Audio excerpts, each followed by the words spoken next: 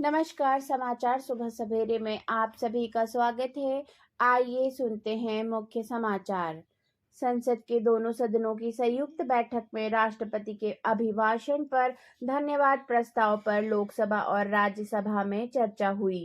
केंद्रीय मंत्री मनसुख मंडाविया ने कहा, आयुष्मान भारत डिजिटल मिशन के तहत रिकॉर्ड 20 करोड़ से अधिक स्वास्थ्य खाते जोड़े गए। संघाई सहयोग संगठन एससीओ के शीर्ष लेखा परीक्षा संस्थानों के प्रमुखों की छठी बैठक में आर्टिफिशियल इंटेलिजेंस पर ध्यान देने और उभरती तकनीकों को एकीकृत करने पर चर्चा हुई। तुर्की में भूकंप प्रभावित प्रांतों में 3 महीने के लिए आपातकाल घोषित। तुर्की और सीरिया में मरने वालों की संख्या 5,000 के पार। भारत ने तुर्की में राहत और बचाव कार्य के लिए 2 टीमें भेजी। अब समाचार विस्तार से। संसद के दोनों सदनों की संयुक्त बैठक में राष्ट्रपति के अभिभाषण पर धन्यवाद प्रस्ताव पर लोकसभा राज्यसभा में चर्चा हुई। अडानी समूह से संबंधित मुद्दों पर 3 दिन की गतिविधि के बाद लोकसभा में आज राष्ट्रपति की अभिभाषण पर धन्यवाद प्रस्ताव पर चर्चा हुई। चर्चा की शुरुआत करने पर भाजपा सांसद सीपी जोशी ने प्रधानमंत्री मोदी के नेतृत्व की सराहना की। उन्होंने कहा कि प्रधानमंत्री के नेतृत्व में विश्व के मंच पर भारत की स्थिति मजबूत हुई है। उन्होंने कहा, सरकार ने समाज के सभी वर्गों के कल्याण के लिए कई महत्वपूर्ण कदम उठाए हैं। 2014 में जब नरेंद्र मोदी सरकार सत्ते में आई थी तो देश के व्यापक स्तर पर भ्रष्टाचार फैला हुआ था, जिस पर वर्तमान शासन ने अंकुश लगाया है। उन्होंने कहा, सरकार अंत्योदय के दृष्टिकोण से काम कर रही है, जिसका अर्थ है कि समाज के अंतिम व्यक्ति को सशक्त किया जाए। श्री जोशी ने कहा कि वह किसान, युवा और गरीब श्री मोदी जी की बड़ी उम्मीद भरी नजरों से देख रहे हैं। उन्होंने आरोप लगाया कि पिछली सरकारों ने उन्हें नजरअंदाज किया था, लेकिन वर्तमान सरकार ने उनके कल्याण के लिए कई कदम उठाए हैं। केंद्रीय मंत्री मनसुख मंडाविया ने कहा, आयुष्मान भारत डिजिटल मिशन के तहत रिकॉर्ड 20 करोड़ से अधिक स्वास्थ्य खाते जोड़े गए।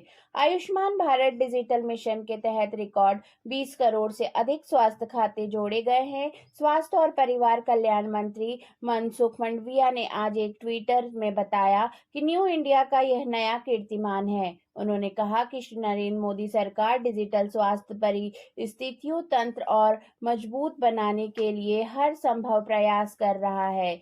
मिशन के अंतर्गत नागरिक आयुष्मान भारत स्वास्थ्य खाते में एक अपने स्वास्थ्य का डिजिटल रिकॉर्ड रख सकते हैं। प्रधानमंत्री मोदी ने सितंबर 2021 में इस योजना का शुभारंभ किया था।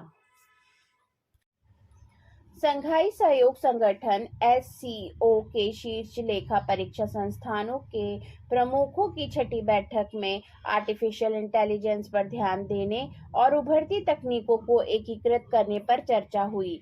भारत के नियंत्रण और महालेखा परीक्षक गिरीश चंद्र मुर्मू ने कहा, परीक्षा को साइबर सुरक्षा खतरे से बचाने के लिए वैश्विक सहयोग का आह्वान किया गया है।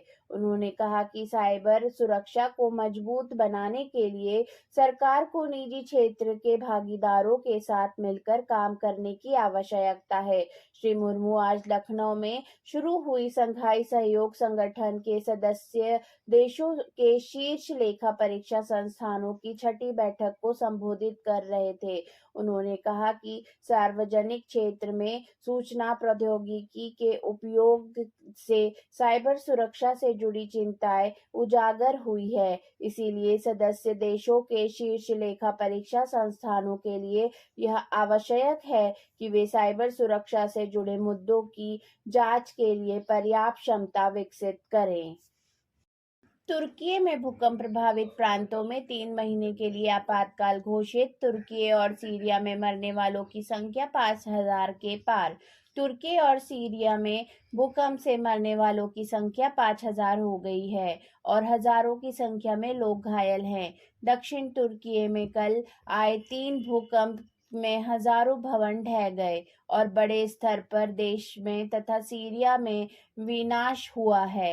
आज भी दर्जनों भूकंप के झटके महसूस किए गए हैं। तुर्की में उपाध्यक्ष फ़यूट ओक्ते ने इस बात की पुष्टि की कि 3,419 लोग मारे गए हैं और 20,534 घायल हुए हैं। सीरिया में भी 1,602 लोग मारे गए हैं, जबकि दोनों देशों को मिलाकर 5,021 लोग मारे गए हैं। भारत ने तुर्की में राहत और बचाव कार्य के लिए 2 टीमें भेजी है। भारत ने पहले सहायता के रूप में आपदा प्रबंधन में लगी एनडीआरएफ की टीमों को सहायता के लिए तुर्की के अदाना शहर में अपनी C-17 विमान द्वारा आधुनिक डाक स्कैंडल तथा ड्रिलिंग मशीन तथा आवश्यक सामान और उपकरणों के साथ भेजा है। प्रधानमंत्री नरेंद्र मोदी ने आवश्यक निर्देश जारी करते हुए कहा, जरूरतमंदों की तत्काल मदद की जाए। धन्यवाद। आज का सुविचार: इस अफसोस के साथ न उठो कि कल आप क्या नहीं कर पाए, बल्कि इस सोच के साथ उठो कि आज आप क्या कर सकते हैं। धन्यवाद। आपका दिन शुभमय हो।